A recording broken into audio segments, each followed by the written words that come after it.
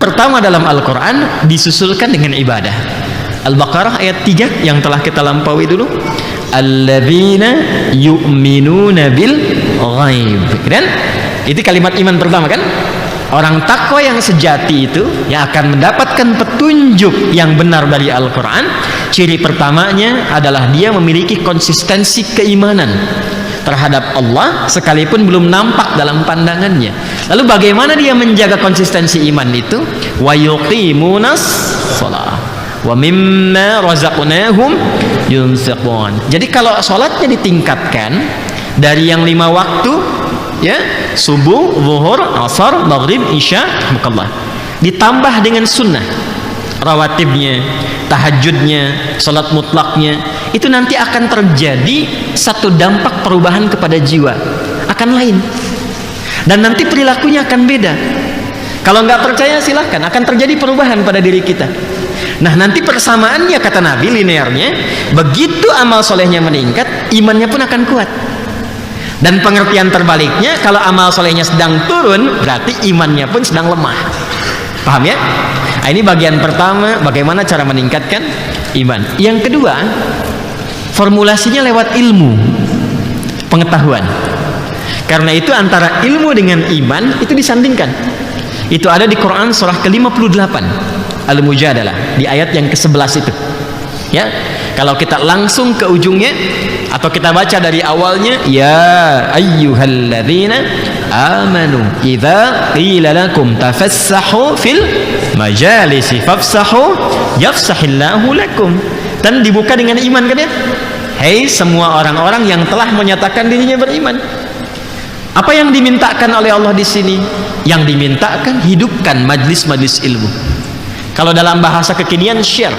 Dulu tafsir ulama ya, yang fafsahu yafsahillahu lakum itu diartikan dengan luaskan, bagi space untuk yang lain. Sekarang pengertiannya di era kekinian itu bisa diperluas dengan share. Jadi kalau ada manfaat-manfaat di majlis ilmu, materi-materi yang bagus, yang bisa menguatkan jiwa, memotivasi, memberikan arah yang benar, itu share seluas-luasnya. Ya, sehingga dengan di share itu setiap orang bisa mendapatkan kesempatan yang serupa untuk meningkatkan keimanannya. Kalau bahasa Nabi, boleh jadi kan, boleh jadi itu ya, yang mendapatkan sharean itu mendapatkan manfaat yang lebih banyak bahkan dibandingkan dengan yang meng-share. Maksudnya apa? Mungkin lebih berdampak kepada yang mendapatkan itu. Anda mendapat video potongan misalnya ya, terasa biasa-biasa, kayaknya bagus tuh, lalu Anda share. Bagi sebagian orang itu yang dia cari selama ini. Ketika dia mendapatkan itu, terasa bagi dia sebuah perubahan. Ketika dia berubah, Anda yang men-share itu mendapatkan transferan pahala dari setiap hasil perubahannya. Indah kan ya? Karena itu di ujung ayatnya ditutup, yarfa'illahu alladhina amanu minkum walladzina utul ilma darajat. Jadi kalau belajar yang benar, ilmu yang benar itu secara otomatis ilmu yang telah dipelajari mampu meningkatkan iman. Ingat itu ya. Jadi itu ilmu yang diridhoi oleh Allah. Karena itu saya itu suka minta maaf sebesar-besarnya kalau misal dalam satu kesempatan mengajar tidak memberikan penambahan kualitas atau kuantitas keimanan, tolong saya dikoreksi ya, didoakan, karena mungkin ada yang tidak tepat dalam cara mengajarkan itu. Ya, karena guru yang benar ketika mengajarkan sesuatu diantaranya adalah mampu mendapatkan ya, atau menjadikan setiap yang belajar itu lebih dekat dengan Allah Subhanahu wa ta'ala. Dan menariknya, amanat undang-undang kita itu seperti itu. Jadi ternyata ilmu yang diinginkan oleh undang-undang Sisdiknas kita, sistem pendidikan nasional itu, bukan hanya menjadikan setiap anak bangsa itu pintar, tidak, tapi juga meningkat iman dan takwanya serta menjadi mulia akhlaknya. Itu nanti seperti pernah saya sampaikan bisa dilihat di Undang-Undang Sisdiknas ya, nomor 20 tahun 2003. Coba dilihat ya. Bahkan dari sejak pasal menimbang yang poin B itu, Undang-Undang Dasar ya Negara Republik Indonesia tahun 1945 mengamanatkan kepada pemerintah untuk menyelenggarakan atau mengusahakan satu sistem pendidikan yang meningkatkan keimanan dan ketakwaan kepada Tuhan Yang Maha Esa serta akhlak mulia tuh. Jadi sebelum pintar itu iman dan takwanya dulu. Jadi kalau ada satu sistem pendidikan, anak-anak misalnya bapak ibu atau anak kita belajar di sekolah, ilmunya tinggi, pintar dia, tapi takwanya nggak ada, akhlaknya tidak mulia, maka sesungguhnya sistem pendidikan yang berlaku di sekolah itu belum sempurna. Saya tidak mengatakan gagal, tapi baru mendapatkan setengahnya, belum sesuai dengan amanat undang-undang. Itu kalau kita ngaji undang-undang ya, kan sekarang ngaji Quran ya. Nah, jadi maksud saya alhamdulillah itu sudah di Qur'annya ada dalilnya, kemudian negara kita menguatkan dengan memfasilitasi itu semua ya. Karena itu bagian terpenting adalah belajar dimanapun pastikan ilmunya bertambah, imannya menguat. Jelas di sini ya? Baik. Karena itu kita berharap Bapak Ibu teman-teman sekalian, pembahasan di kesempatan malam hari ini insya Allah menambah wawasan kita dan keimanan kita di hadapan Allah Subhanahu wa taala. Bismillahirrahmanirrahim. Ayat ke-22. Alhamdulillah ya. Di pertemuan sebelumnya dengan izin Allah Subhanahu wa taala kita telah sempurnakan ayat ke-21 dari surah Al-Baqarah, dan insyaallah di pertemuan kali ini kita akan bacakan di ayat ke-22. Sebelum kita bacakan, saya ingin menunjukkan dulu bahwa janji saya di pertemuan sebelumnya ingin menunjukkan salah satu tafsir yang tersambung kepada sahabat mulia, yaitu sahabat Abdullah bin Abbas radhiyallahu taala anhuma, atau dikenal dengan Ibnu Abbas. Beliau ini diantara sahabat junior di era Nabi yang seringkali saya kisahkan, disiapkan, diinvestasikan oleh orang tuanya, khususnya ayah tercinta ya Abbas, paman Nabi radhiyallahu taala anhu, yang beda usia 3 tahun dengan Rasulullah sallallahu alaihi wasallam, untuk menjadi sosok yang dekat dengan nilai-nilai keislaman, khususnya Al-Qur'an dan hadis-hadis Nabi Muhammad sallallahu alaihi wasallam. Maka sejak kecil didekatkan, disimpan di majlisnya Nabi sallallahu alaihi wasallam, sehingga memiliki kecintaan yang tinggi kepada Nabi dan segala yang dilakukan oleh Nabi. Bukan hanya yang diajarkan, tapi dilakukan oleh Nabi. Sampai beliau menyiapkan waktu di masa-masa kecilnya untuk selalu menempel ketat aktivitas Nabi sallallahu alaihi wasallam yang mampu untuk dilakukan. Maka sejak kecil Nabi doakan. Doa inilah yang ingin saya tekankan kembali untuk bisa seringkali didawamkan oleh orang tua kepada anak-anaknya, atau boleh oleh kita pribadi kepada diri kita sendiri. Dan ini pula yang sering kemudian saya lakukan khususnya sejak masuk pesantren. Ibu saya mengajarkan doa, ayah saya mengajarkan doa, kemudian di antara doa yang diajarkan itu salah satunya adalah doa Nabi sallallahu alaihi wasallam yang oleh beliau langsung dibacakan untuk Abdullah bin Abbas radhiyallahu taala anhuma. Apa doanya? Qala Rasulullah sallallahu alaihi wasallam, Allahumma faqihhu fid din wa 'allimhu at-ta'wil. Allahumma, ya Allah, hamba bermohon sepenuhnya, faqihhu fid din, mohon pahamkan ia tentang semua hal terkait dengan urusan agama, semua ilmu terkait dengan agama. Nah, hu-nya awalnya kan ke Ibnu Abbas radhiyallahu taala anhuma. Boleh ibu atau ayahnya misalnya memohon dengan doa itu untuk anaknya. Kalau laki-laki katakan dengan hu, Allahumma faqihhu, ya. Kalau perempuan dengan ha, Allahumma faqihha. Hanya panjang ya, faqihha, jelas. Kalau banyak biasanya agak jarang sih ya, agak jarang nih.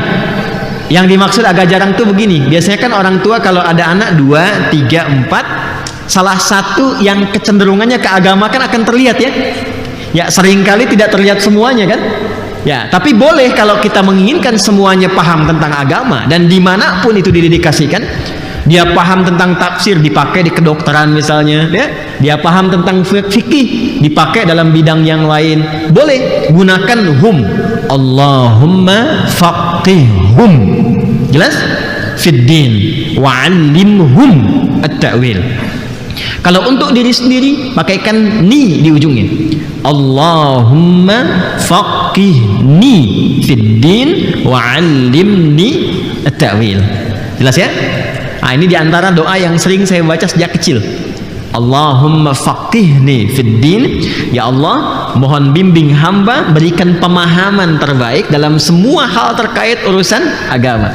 Wa 'allimni ta'wil, dan ajarkan kepada hamba untuk bisa mengetahui detil-detil sesuatu. Jelas ya? Nah, maka dari situ kemudian diantara hal yang paling menonjol dari Ibnu Abbas radhiyallahu taala anhuma itu kemampuannya terhadap Al-Quran. Karena itu beliau diberikan gelar oleh para sahabat dengan Turjumanul Quran. Turjuman Al-Quran, terjemah Quran yang berkehidupan. Jadi kalau ingin tahu tentang Quran, ini. Setelah Nabi SAW wafat, usianya masih belia, sekitar 13 atau menjelang 15 tahun, itu sudah hafal Al-Quran, paham tafsirnya, dan sudah hafal sekitar 2000 hadis. 2000 hadis. Maka nanti beliau pun termasuk menjadi rujukan. Itu kalau sahabat senior sedang rapat, ya, di antara pendapat yang sedang didengar itu seringkali diminta itu pendapat anak muda ini.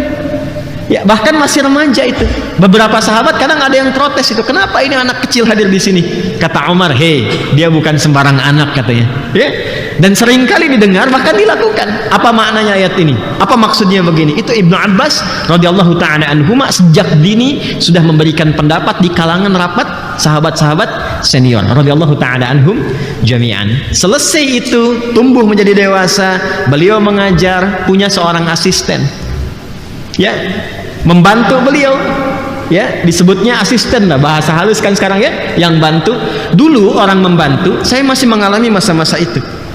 Jadi kita tuh kalau ingin menjadi khadimnya syekh, pembantunya syekh, terserah orang mau katakan apa, atau asistennya syekh, itu kebanggaan tertinggi. Karena di situ kita bisa menyerap berbagai hal yang bisa kita dapatkan yang tidak mungkin atau kadang-kadang sulit didapati di majelis umum. Ya, lihat adabnya, ilmunya, bisa konsultasi langsung. Dulu saya nggak malu masakin buat syekh itu, bawain tasnya. Justru di situ kita dapat berkahnya itu. Ya, Masya Allah, datang, tanya jawab, ya, kemudian bertanya hukum, itu mahal sekali. Di antara asisten beliau yang menjadi muridnya pula namanya Al-Imam Mujahid rahimahullah, ya, dari kalangan tabi'in. Maka sepeninggal Ibnu Abbas radhiyallahu taala anhuma diwariskanlah ilmu tafsir itu kepada Imam Mujahid rahimahullah, kalangan tabi'in, dan jadi ahli tafsir. Bayangkan, seorang pembantu, seorang asisten, wafat tuannya, pembantunya menjadi ahli tafsir. Bisa begitu? Ya. Dan kemudian diwariskan itu ilmunya, ya, diserap lagi oleh orang-orang setelahnya, termasuk yang kitab kemarin Jami'ul Bayan karya Al-Imam At-Tabari yang ini. Itu banyak mengutip pendapat Al-Imam Mujahid yang tersambung pada Ibnu Abbas radhiyallahu taala anhuma. Bahkan 5 abad setelah beliau ini munculkan Imam Ibnu Katsir rahimahullah. Al-Imam Ibnu Katsir itu mengambil pendapat juga, di antaranya tersambung lewat Imam Mujahid lewat jalur ini. Maka dari kumpulan riwayat Imam Mujahid ini dan murid lainnya, dikumpulkanlah materi keterangan tafsir Ibnu Abbas radhiyallahu taala anhuma secara singkat dan padat, mirip-mirip yang kemudian dicetak setelah itu. Ada tafsir Jalalain, pernah dengar ya? Tafsir Jalalain itu, ya, saya juga ada, nanti kita tunjukkan kitabnya. Maka disebutlah tafsir ini namanya Tanwir ini Al-Miqbas min Tafsir Ibnu Abbas radhiyallahu taala anhuma, 1 jilid. Nah, ini kitabnya ya. Tanwir Al-Miqbas bin Tafsir Ibnu Abbas radhiyallahu taala anhuma. Jadi semua di kitab ini rujukannya langsung ke sahabat mulia Ibnu Abbas radhiyallahu taala anhuma. Jadi di kita di Islam itu tafsir aja ada sanadnya tuh. Tafsir ada sanadnya. Alhamdulillah kita punya 1 jilid, ya. Ayo dapatkan ya tafsirnya ya. Ini insya Allah murah kok, nggak mahal tuh. Ya, antum makan sebulan dapat berapa tuh? Ya, ini sampai akhirat nih. Ya. Ini asli, masih bahasa Arab tuh. Ya. Makanya kita bahas nanti ya. Alhamdulillah, alhamdulillah, alhamdulillah. Baik ya, jadi maksud saya sudah menepati janji ya. Masih ingatkan dulu pernah saya sebutkan ya, bahwa saya akan membawa tafsir yang terkait dengan atau tersambung kepada sahabat Ibnu Abbas radhiyallahu taala anhuma. Jadi saya sudah tepati janjinya. Sekarang mari kita masuk kepada bahasannya dan kita rujuk tafsir dari Ibnu Abbas radhiyallahu taala anhuma. ayat ke-22. A'udzu billahi minasyaitonir rajim. Alladzi ja'ala lakumul arda firasyan was samaa'a binaa'a wa anzala minas samaa'i maa'an fa akhraja bihi minas thamarati rizqan lakum fala taj'alu lillahi andadan wa antum ta'lamun. Ada ayatnya? Diharapkan di pertemuan berikut semua pegang mushaf, ya. Kalaupun tidak memungkinkan, nanti tolong di aplikasi atau nanti materi ini kita scan halamannya, Anda bisa download kemudian dan kita tersambung insyaallah, ya. Bismillahirrahmanirrahim. Kita akan sambungkan di ayat sebelumnya dulu. Di pertemuan sebelumnya, saat kita kembali ke ayat 21, Allah subhanahu wa ta'ala memerintahkan kepada seluruh manusia dengan 4 klasifikasi yang telah disebutkan sebelumnya. Ayat 1 sampai 20, ada orang yang telah menyatakan beriman kepada Allah, ada orang yang ingkar, yang beriman ayat 1 sampai 5, ada orang yang mengingkari keimanannya kepada Allah subhanahu wa ta'ala ayat 6 sampai dengan 7.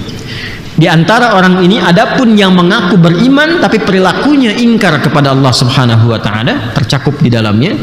Kemudian yang keempat adalah orang-orang munafik yang lisannya mengatakan beriman tapi hatinya berbeda dengan lisannya, bukan sekedar mengingkari, bahkan kadang-kadang menyoal tentang ketentuan agamanya. Itu yang membedakan golongan 4 dengan golongan yang ketiga.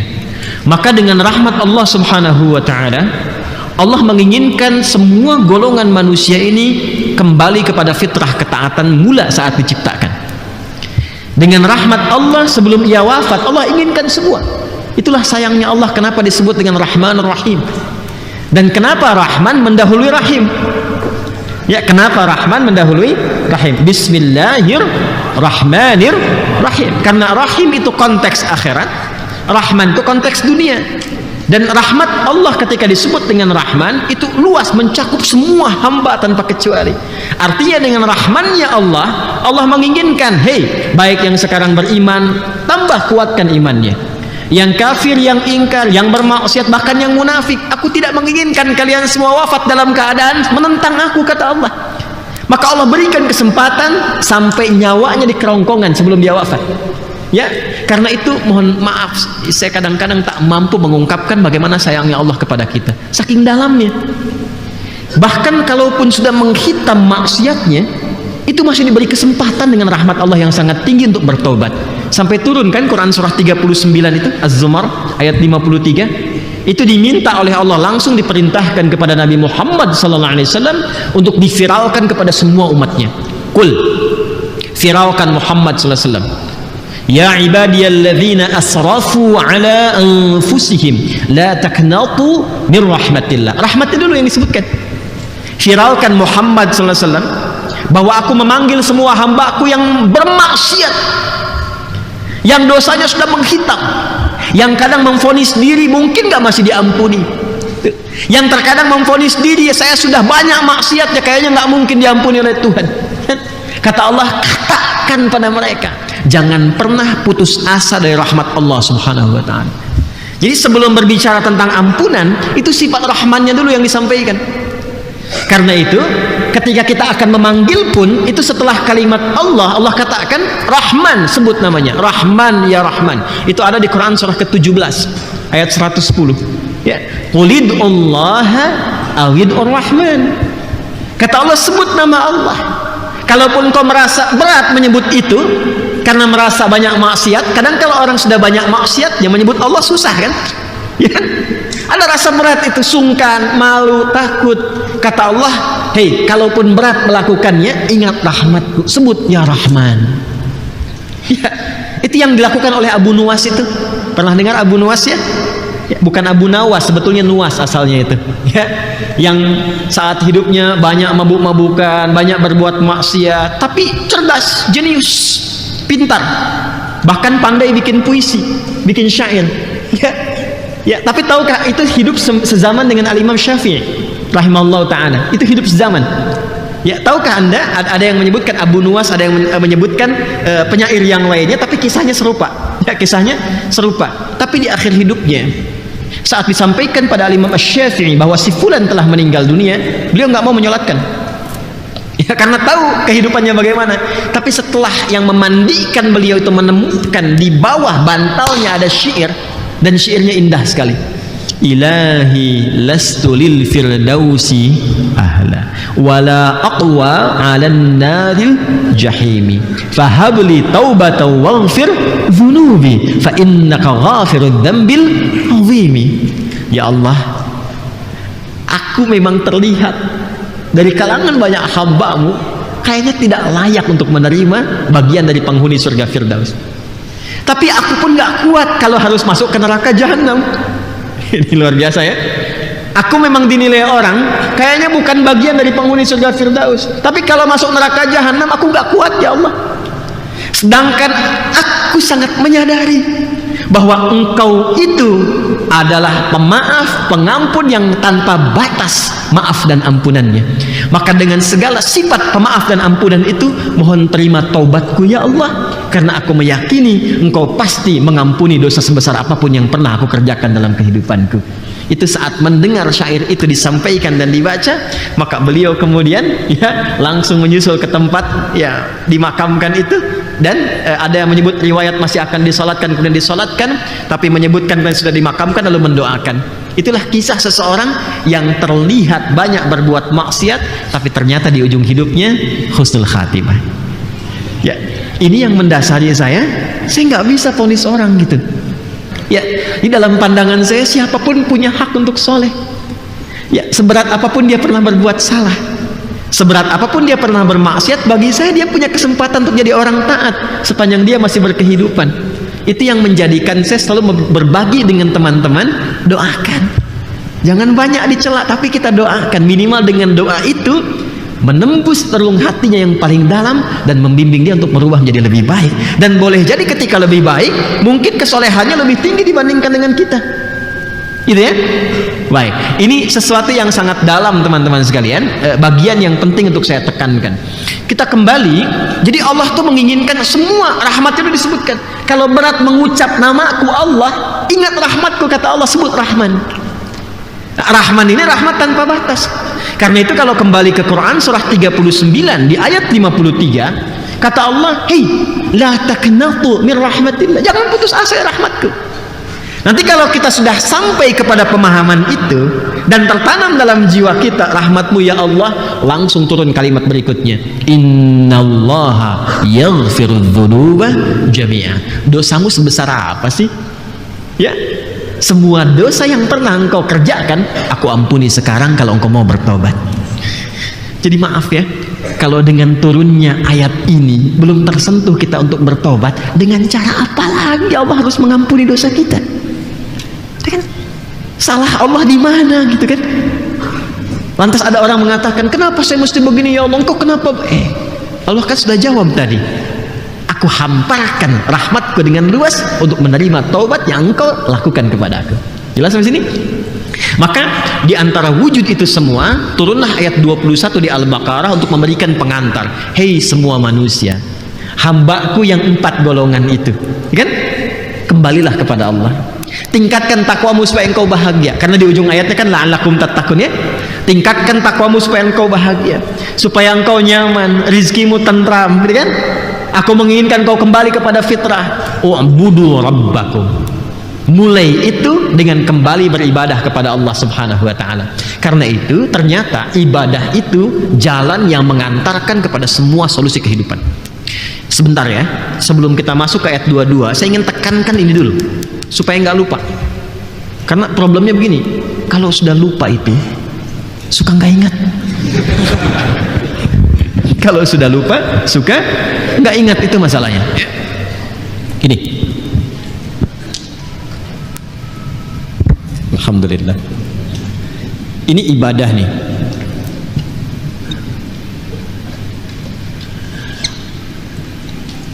Ini solusi.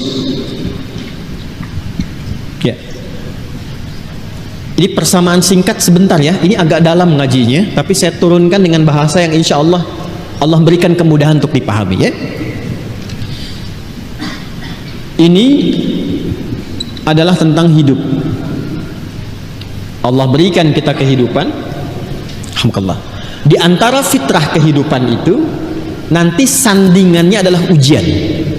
Ya, jadi hidup itu selalu bersanding dengan ujian. Ya.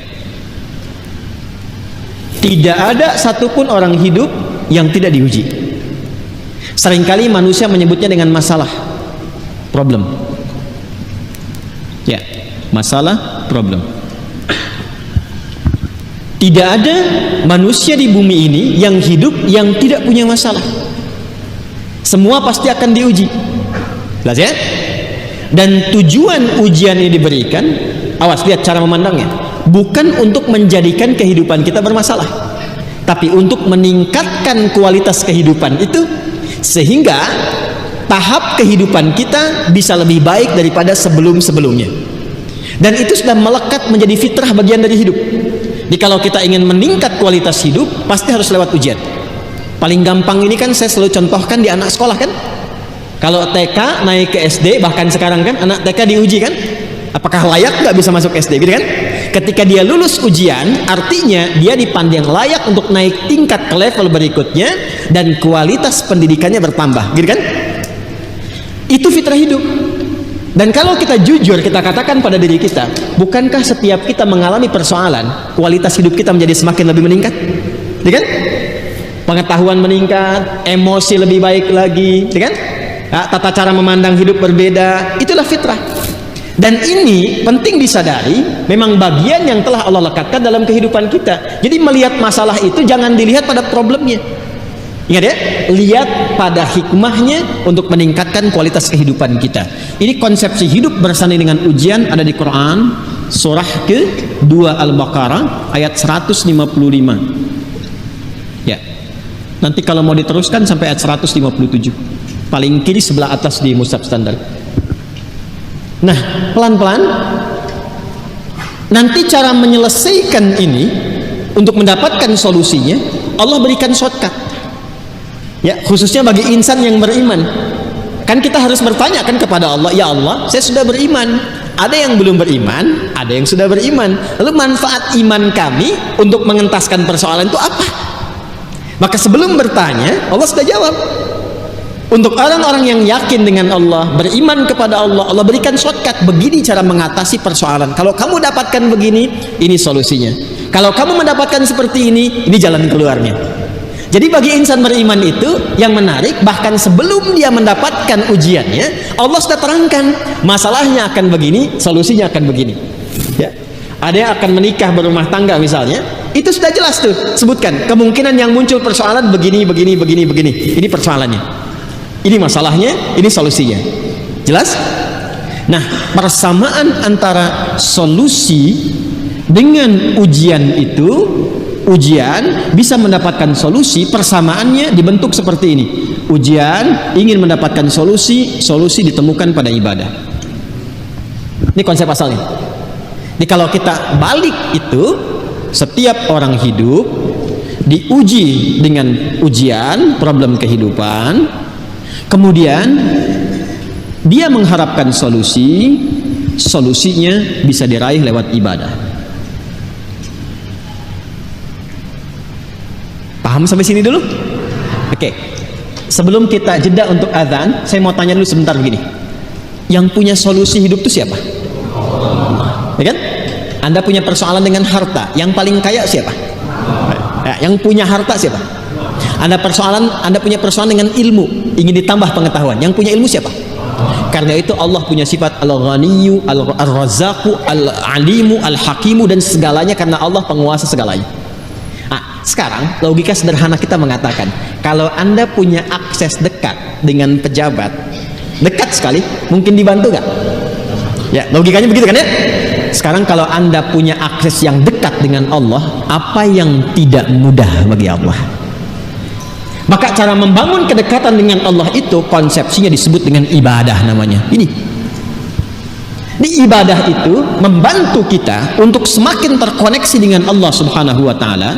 Ketika terkoneksi kuat, wajar bagi Allah dan punya kewajiban untuk memudahkan hidup kita karena koneksi kita tinggi. Maka disinilah kemudian setiap hari 17 kali kita diminta terkoneksi dengan Allah. Dalam konsep ibadah itu kita katakan iyyaka na'budu, ya Allah kepadamu aku ibadah, ingin membangun koneksi. Iyyaka na'budu, tapi belum selesai ayatnya. Ketika Anda mengatakan iyyaka na'budu, kata Allah sempurnakan, wa iyyaka na'budu adalah ibadah, wa iyyaka nasta'in adalah solusi. Karena itu ketika hadisnya qudsi mengatakan dari Abu Hurairah radhiyallahu taala anhu, qala Nabi sallallahu alaihi wasallam, qala Allah azza wa jalla, perhatikan kalimatnya, idza qala al-'abdu iyyaka na'budu wa iyyaka nasta'in, qala Allah azza wa jalla, hadza baini wa baina 'abdi wa li 'abdi ma sa'al. Ketika seorang hamba mengatakan dalam salatnya, ya Allah, iyyaka na'budu, hanya kepadamu lah aku beribadah, wa iyyaka nasta'in, dan sekarang aku punya masalah dan kepadamu lah aku minta solusi. Apa jawab Allah? Ini perjanjian antara aku dengan hambaku. Kalau hambaku benar ibadahnya, maka apapun yang ia minta sekarang aku akan kabulkan. Pertanyaannya, kalau memang kita diciptakan untuk ibadah dan memudahkan kehidupan kita, bagaimana caranya ya Allah? Di mana tempatnya? Seperti apa jalannya? Itu yang kita akan bahas setelah menunaikan salat Isya dan korelasinya tersambung ke ayat 22. Assalamualaikum warahmatullahi wabarakatuh. Assalamualaikum warahmatullahi wabarakatuh.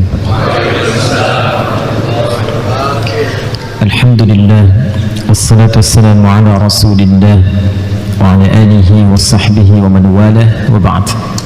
Alhamdulillah. Saudara-saudariku, kita telah menunaikan salat Isya beserta amalan sunnah yang menyertainya. Waktu Indonesia bagian barat terhubung dari Bekasi. Kita bermohon pada Allah semoga salat yang telah kita tunaikan diterima oleh Allah Subhanahu wa taala.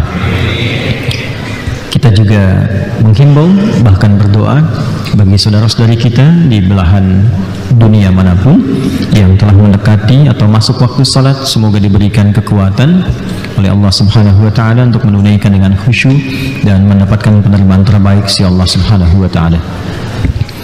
Kita lanjutkan. Sebelum kita meneruskan, saya mengharapkan dan saya meyakini teman-teman semua bisa fokus, tapi saya akan lebih fokus kepada isi kajian karena waktunya sangat padat. Setelah ini saya harus langsung berangkat ke Jogja dan perjalanan dengan darat ya. Jadi saya akan disusul dengan rapat, nyambung lagi, langsung berangkat. Karena itu fokus baik-baik dan saya berharap semoga Allah memberikan bimbingan kepada kita sehingga apa yang kita ulas bisa lebih spesifik kita bahas. Bismillahirrahmanirrahim. Telah kita uraikan menjelang Isya tadi bahwa ketika Allah memerintahkan kita untuk beribadah, sejatinya bukan ingin memberikan beban kepada kita dalam berkehidupan di muka bumi ini, tapi lebih memberikan jembatan untuk membangun konektivitas yang kuat dengan Allah, sehingga dengan itu mampu mengentaskan semua problem kehidupan yang mungkin kita hadapi. Karena itulah ketika kita berkehidupan, maka diberikan petunjuk oleh Allah Subhanahu wa taala dengan keterangan yang jelas bahwa dalam hidup itu mungkin ada persoalan-persoalan sebagai bagian dari ujian hidup yang didesain untuk meningkatkan kualitas kehidupan. Bentuknya detil sekali. Kalau di rumah tangga mungkin akan begini. Saat menuntut ilmu barangkali akan seperti ini. Di masyarakat dengan status sosial yang berbeda akan didapati seperti ini.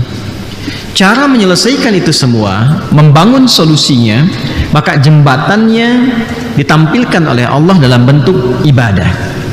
Karena itulah ketika, bahkan jangankan manusia, ketika jin pun diperintahkan untuk ibadah, sejatinya memberikan solusi dalam berkehidupan. Maka turunlah Quran surah ke-51 Az-Zariyat di ayat ke-56 yang memberikan spesifik penekanan ketika Allah mengatakan wa ma khalaqtul jinna wal insa illa liya'budun. Tidaklah aku ciptakan jin dan manusia itu kecuali untuk menjadikan seluruh aktivitasnya itu untuk beribadah kepadaku, kata Allah. Kalau Anda bertanya kenapa, maka dijawab di Al-Fatihah itu yang kita mohonkan setiap hari, iyyaka na'budu wa iyyaka nasta'in. Karena ketika engkau mengatakan ya Allah, kami membangun konektivitas denganmu lewat ibadah ini, maka kami punya persoalan, kami mohon solusinya. Maka dijawab oleh Allah di hadis qudsi, hadza baini wa baina 'abdi wa li 'abdi ma sa'al. Ini perjanjian, komitmen antara aku dengan hambaku.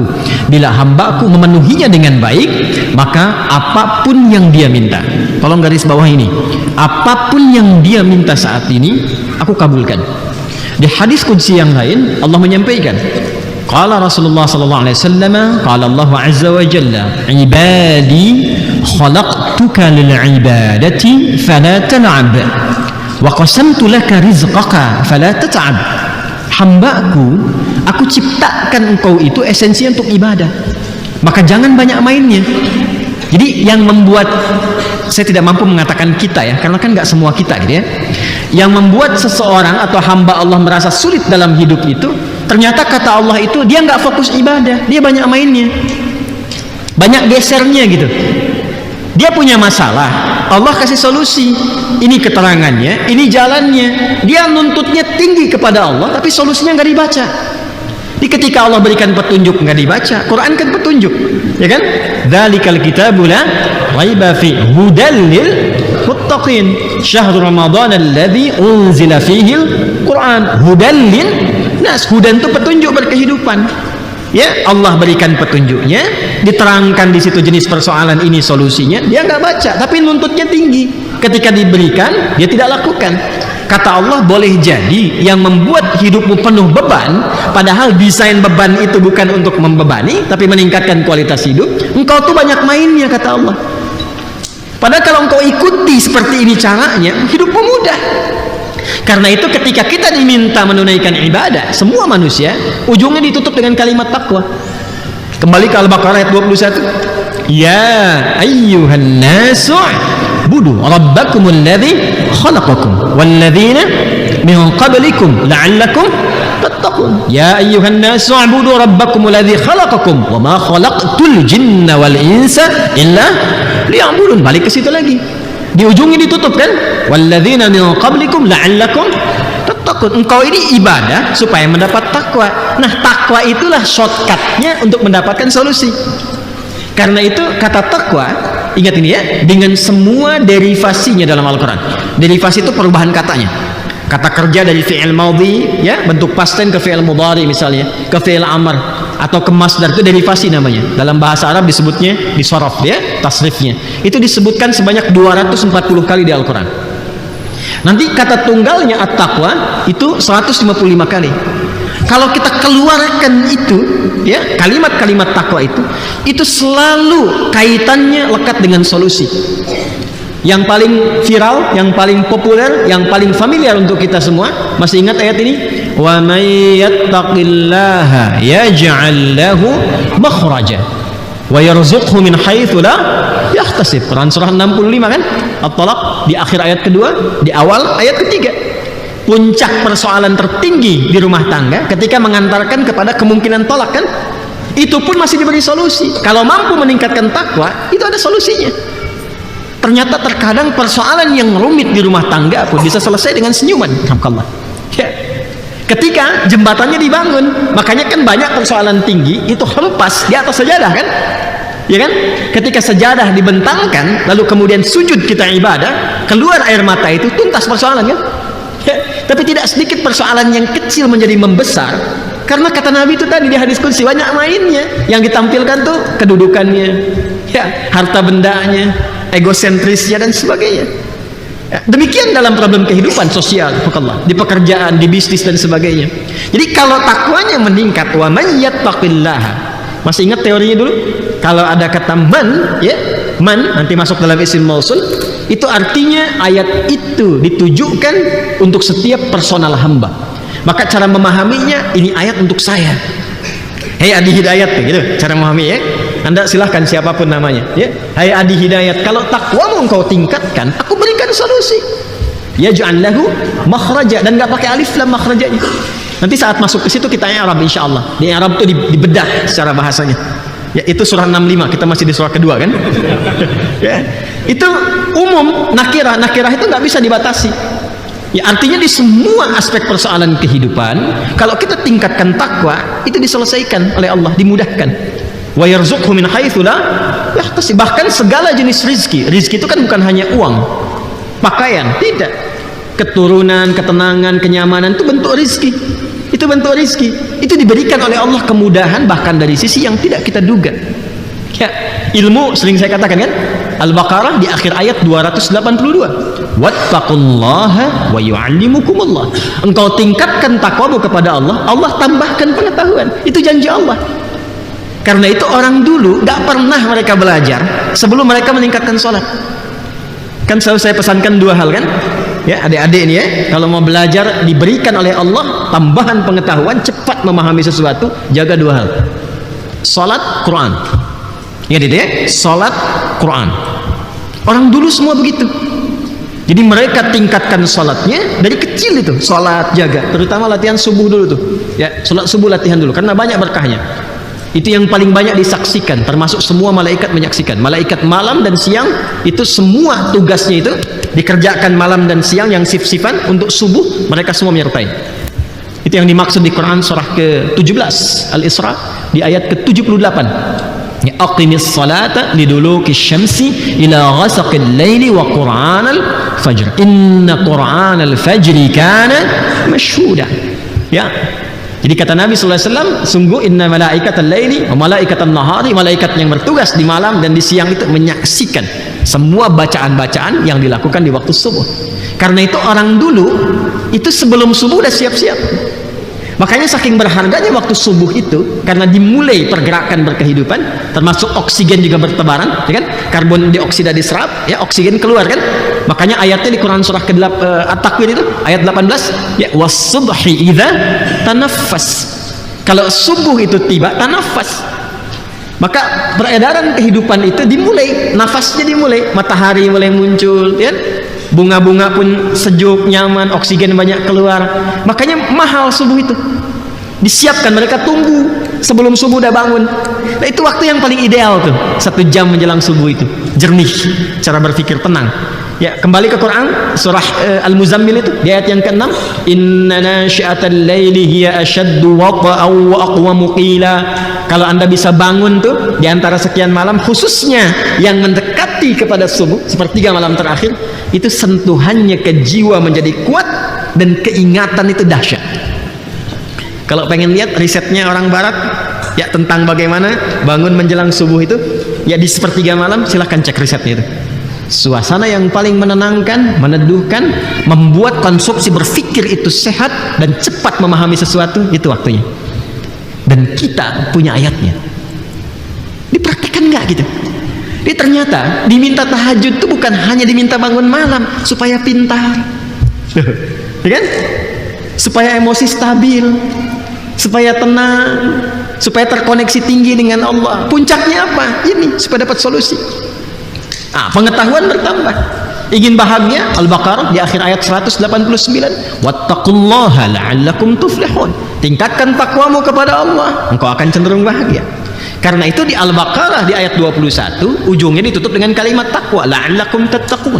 Ya ayyuhan nasu u'budu rabbakumul ladzi khalaqakum walladzina min qablikum. Tafsir ini nyambung ke yang sebelumnya yang dengan ke Az-Zariyat ayat 56. Wa ma khalaqtul jinna wal insa illa liya'budun. Bahkan jin, jangankan manusia, bahkan jin. Kemudian di ujung ditutup la'allakum tattaqun, supaya kalian mampu meningkatkan takwa. Dan kenapa ya Allah mesti meningkat takwa? Dijawab, supaya hidupmu mudah. Jelas? Nah, lalu yang paling menarik sekarang kita bertanya, ya Allah, di mana kami beribadah itu? Seperti apa perangkatnya? Bagaimana menunaikannya? Bagaimana caranya?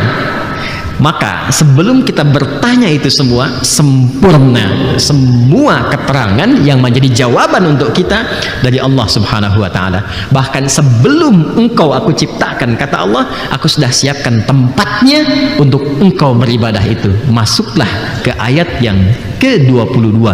Allazi ja'ala lakumul arda firasya. Bapak Ibu sekalian, itu yang saya terangkan dari ba'da maghrib sampai sini itu cuma satu huruf, allazi. Saya terangkan itu aja tuh tadi tuh. Itu diwakili oleh satu kalimat aja di Quran, allazi. Itu maknanya. Yuk kita bedah dari kebahasaannya. Ada di sini yang belajar bahasa Arab? Ada ya? Dari kampus ada ya? Saya ada lihat juga mahasiswa Madinah ikut ngaji itu tadi yang jurusan bahasa. Ada ketemu murid kita. Ya. Itu insya Allah ada di tingkat agak tingginya, ada yang alfiyah kan ya? Ada yang jurumiyah kan? Ya. Al-kalamu wal lafdzul murakkabul mufidu bil wad'i wa aqsamuhu thalathatun ismu fi'lun wa harfun. Amma ismu wa kalimatun dalat ala ma'nan fi nafsi wa lam tuqtaran bi zamanin wad'an. Kan? Itu yang jurumiyah ya. Kalau sudah masuk ke alfiyah, kalamuna lafdzun mufidun kastaqim wasmun wa fi'lun thumma harfunil kalim. Lompat ke nomor 88. Mausulul asma'il ladzil unfa allati. Ingat? Ingat enggak? Jangan setara dengan Allah, turunkan di sini. Mausulul asma. Ya, kita bedah bahasanya. Ngajinya agak sabar ya. Jadi semua disiplin ilmunya yang bisa kita sampaikan, kita uraikan. Mausulul asma'il ladzi al-untha allati. Kemudian faliya, hamzahnya dibuang. Idza ma thuniya la tuthbiti. Nah, nanti kalau bisa menghafal bait ini, insya Allah paham gramatikal bahasa Arab, nahwu dan sharaf. Bisa pandai itu, ya, bisa pandai. Jumlahnya 1002 bait. Jumlahnya 1002 bait. Nah, saya S2 itu tesisnya tentang syarah Ibnu Aqil, manhaj Ibnu Aqil, ya, fi syarah Alfiyah Ibnu Malik. Ya, tentang ini.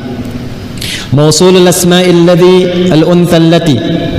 Isim mausul itu, nah, kalau mau kita i'rab ini mubtada, ya, mudhaf ilaih, ini mubtada tsani, khabarnya mahdhuf, takdiruhu minhu. Isim mausul itu isim, ingat ya, al asma itu jamak dari kata isim. Isim berarti kata benda, gitu? Isim berarti apa? Kata benda. Perhatikan baik-baik.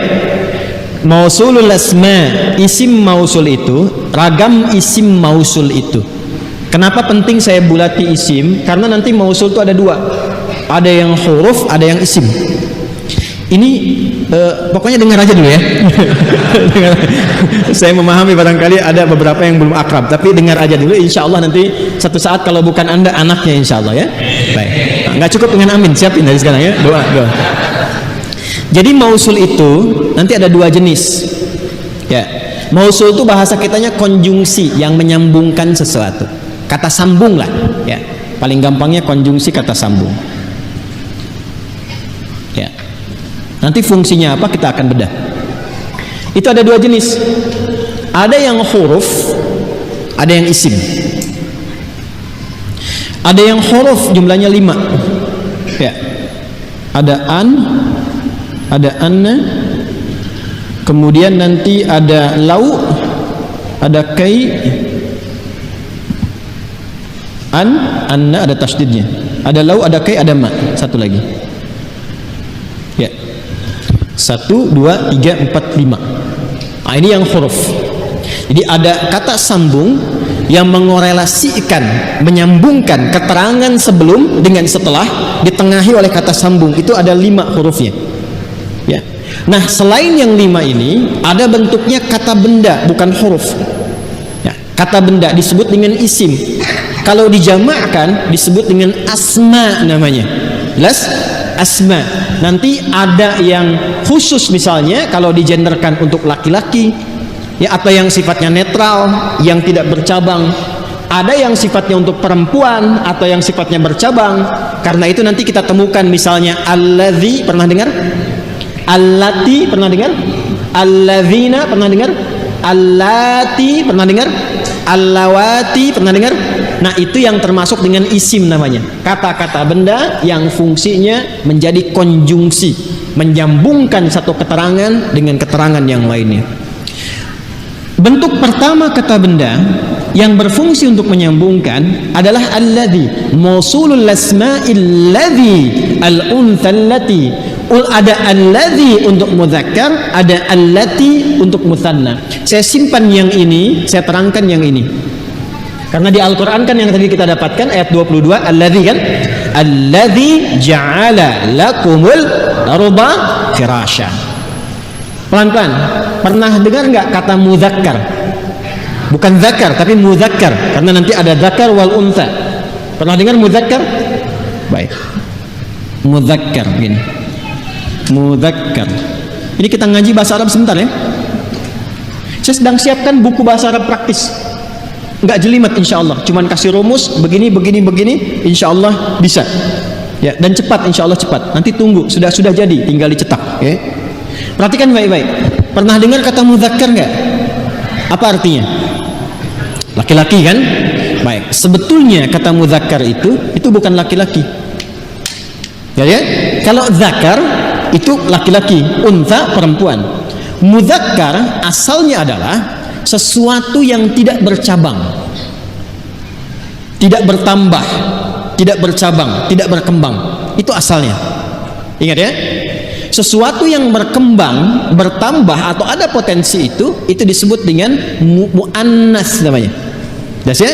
Mudzakkar dengan muannas. Jelas? Jadi mudzakkar asalnya nggak bisa disebut laki-laki, tapi asal maknanya sesuatu yang tidak berkembang atau bercabang. Dari sini saya tanya pada Bapak Ibu sekalian, kalau laki-laki itu berkembang tidak? Tidak. Perempuan yang berkembang mengandung, melahirkan. Jelas? Laki-laki nggak ada yang mengandung dan tidak ada yang melahirkan. Makanya kalau udah laki-laki aja. Paham? Nggak usah capek-capek sewa rahim sana. Enggak, laki-laki udah. Ya, Asep aja lah. Ya. Nggak ada Asep Piah misalnya kan, udah. Jadi kalau udah perempuan aja. Perempuan karena mengandung, melahirkan, artinya berkembang dan melahirkan, maka dia masuk pada muannas. Paham? Baik, sekarang Allah melahirkan, Allah dilahirkan, Allah berkembang. Qul huwallahu ahad. Katakan Allah itu esa, satu-satunya, lam yalid walam yulad. Setelah Allahus samad, lam yalid walam, tidak beranak, tidak diperanakan, walam yakul lahu, tidak bersyarikat. Artinya tidak berkembang, tidak bercabang, tidak berpartner. Berarti kalau dalam konteks pemaknaan ini Allah masuk mudzakkar atau muannas? Mudzakkar. Karena itu kata ganti yang kembali kepada Allah, termasuk kata sambung yang kepada Allah, harus mudzakkar bukan muannas. Jadi jangan dipahami ini kok Allah huwa berarti Allah laki-laki. Tidak. Nah, itu belum ngaji namanya. Das ya? Qul huwallahu huwa. Huwanya kenapa mudzakkar? Karena Allah tidak berkembang, tidak beranak, tidak diperanakan. Paham sampai sini? Baik. Karena itu mausulul asma'il ladzi, ragam kata benda. Perhatikan isim. Awas. Kembali ke jurumiyah. Jurumiyah itu yang paling dasar belajar bahasa Arab. Karya Al-Imam As-Sanhaji ini bapak ngarang kitab untuk anaknya supaya bisa bahasa Arab. Ya. Ini tolong tiru ya. Bapak insinyur kuliah nih. Bikin dong catatannya itu, satukan, jangan dibuang. Dari dosen ngajar, kumpulkan, catat. Saya dulu begitu. Ya, dulu begitu, diketik, satukan. Jadi diktat akhirnya. Kita ajarkan lagi ke anak kita. Dengan metode berbeda, sesuai dengan zamannya. Sayang kalau cuma Anda yang kuliah, Anda pintar sendirian. Anda insinyur, Anda dokter, diktatnya kumpulin. Yang dasar-dasarnya keluarkan. Nanti anak ingin menyusul itu, ajarkan. Minimal pokok-pokoknya. Ya, nah Al-Imam As-Sanhaji itu menginginkan anaknya bisa bahasa Arab dengan baik. Maka beliau kemudian menuliskan pokok-pokok bahasa Arab. Yang pokok apa? Supaya anak ini cepat belajarnya. Setelah ditulis, datang ke salah satu aliran sungai, lalu bermohon kepada Allah, ya Allah, jika kitab kecil ini bermanfaat, maka mohon tetapkan tintanya di atas kertasnya. Tapi kalau ini tidak bermanfaat, bahkan untuk umat di masa depan, mohon alirkan tintanya bersamaan dengan mengalirnya air di sungai ini. Maka disimpanlah kemudian ke aliran sungai itu, ya. Lalu tiba-tiba beliau katakan, Jarmiyah, Jarmiyah, Jarmiyah, ayo ngalir air, ngalir air. Jadi pengen mengalir supaya pengen lihat itu luntur nggak tintanya. Ternyata semakin mengalir air, semakin tetap tintanya dan tidak luntur sedikit pun. Maka disitulah kemudian beliau yakin ini isinya diridhai oleh Allah Subhanahu wa taala. Alhamdulillah dituliskan kemudian selesai, maka diberi nama dengan kitab Jurumiyah. Dari Jarmiyah, Jarmiyah, Jarmiyah. Tuh kitab itu ada maknanya. Jangan dikira Bulughul Maram itu nggak ada artinya. Subulus Salam itu nggak ada artinya, ada semuanya. Fathul Bari itu ketika diberi nama Fathul Bari ada artinya. Nah, ngajinya begitu. Jadi kita tahu maksudnya ke sini. Nah, kenapa ini isim? Apa bedanya dengan huruf? Saya simpan huruf karena bukan bahasan kita. Sekarang kita fokus ke sini dulu. Al-ismu huwa kalimatun dallat ala ma'nan fi nafsiha wa lam tuqtaran bi zamanin wad'an. Itu di Jurumiyah. Yang tadi yang saya sebutkan kitabnya itu. Isim, kata benda, kalau ada kalimat di dalam bahasa Arab berbentuk dengan kata benda disebut dengan isim, apapun namanya, isim masdar, isim fa'il, isim maf'ul dan sebagainya. Maka kaidah pertama mengatakan semua kata atau makna yang diwakili oleh kata isim itu dia tidak terikat dengan waktu. Tidak terikat dengan waktu. Tidak terikat dengan waktu. Nah, artinya apa? Ketika Allah menurunkan ayat ini dibuka dengan alladzi ja'ala lakumul arda firasya. Allah bukan ingin nurunkan ayat ini untuk orang yang hidup di zaman Nabi saja. Dia nggak diikat dengan waktu. Untuk zaman setelahnya, zaman setelahnya, zaman setelahnya. Seakan-akan Allah ingin katakan, "Hei Muhammad sallallahu alaihi wasallam, sampaikan, viralkan kepada umatmu, kepada seluruh manusia seluruhnya, ya, bahwa kasihku begitu luas. Aku menginginkan semua hamba itu kembali taat, beribadah lagi supaya hidupnya nyaman." Dan sampaikan pada mereka informasi ini, ya, tidak diikat dengan waktu. Jadi siapapun yang hidup setelah era ini, tanamkan pada jiwa mereka, kasihku begitu luas, cepat kembali, ya. Aku telah ciptakan mereka, tujuannya begini, konstruksinya begini. Kalau mereka nggak yakin, silahkan riset diri mereka sendiri. Kalau memang ingin melihat juga, kata Allah, silahkan selain lihat pada diri mereka, lihat pada tempat untuk ibadah yang telah aku siapkan. Apa itu? Alladzi ja'ala lakumul arda. Ketika menggunakan kata alladzi dan disebut dengan mausul konjungsi, artinya ayat 22 ini ingin meneruskan, menyambungkan keterangan dari ayat 21. Dan keterangannya tidak diikat dengan waktu. Artinya kalau kita ngaji sekarang, pekan depan ketemu lagi, masih berlaku ayat ini. Ya, kita meninggal, generasi berikutnya datang, masih berlaku ayat ini. Sampai kita kembali kepada Allah Subhanahu wa taala. Dan ketentuannya pun tidak diikat dengan waktu. Kalau kita ngaji sekarang, awas ya, hisabnya nanti menjadi meningkat karena kita sudah tahu maknanya. Dan tidak diikat dengan waktu sampai kembali kepada Allah Subhanahu wa taala. Paham? Oke. Nah, itulah alladzi, ya. Nah, jadi ini ya. Jadi keterangan di ayat 22 ingin menyambungkan, selain aku telah menciptakanmu, kalau ngajinya begini, kalau kita ingin dalamkan, ya ayyuhan nasu ubudu rabbakumul ladzi khalaqakum, ya kan? Baik, simpan sampai sini, teruskan ke bawah, ya. Selain aku khalaqakum, menciptakan kalian, alladzi ja'ala lakumul arba. Kalau kamu masih belum yakin dengan aku sebagai Tuhan, dengan meriset dirimu, maka setidaknya lihat di bumi ini yang telah aku hamparkan keseluruhannya untuk bisa engkau gunakan ibadah. Selain itu untuk engkau riset demi mendapatkan dirimu kepadaku, demi mendekatkan dirimu kepadaku. Oke, teruskan. Alladzi ja'ala lakumul arda. Ya Allah, engkau perintahkan kami untuk ibadah. Ya kan? Di mana kami ibadah? Seperti apa caranya? Kata Allah, aku siapkan tempatnya fil ardi, bukan fis sama. Fil Rabbi alladzi ja'ala lakumul arda. Satu, kita temukan kata al-arda.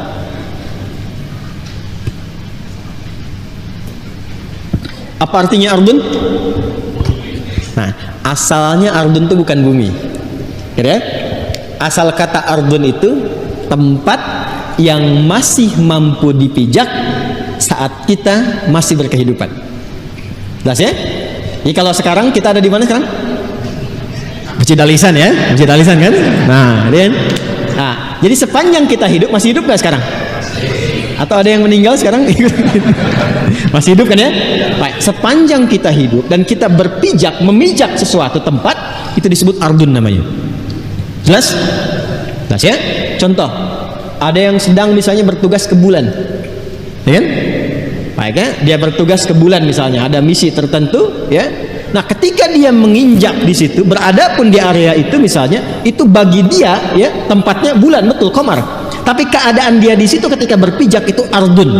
Yang dimaksud ardun ini, dia masih punya kewajiban beribadah sepanjang dia masih bisa memijak tempat dimanapun dia hidup. Paham? Oke, baik. Satu, ardun, tempat dia berpijak. Dan kita artikan dengan bumi secara umum. Nah, tempat kamu beribadah itu kata Allah, di setiap tempat yang mampu kamu pijak secara umum.